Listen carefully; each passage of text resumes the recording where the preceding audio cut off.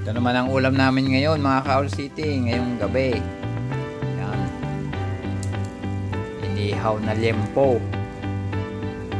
Hanggat may baga, tuloy ang bangay. At hanggat may ulam, may ibabangay. Sarap ng pagkain lagi mga ganyan. Makarami na naman makakain ito. Mga 3 bulos na naman ito. Pag ganito kasarap ang ulam. Ay, umusok-usok pa. Bango.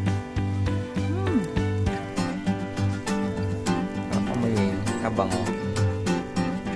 Kunti na lang, maluluto na.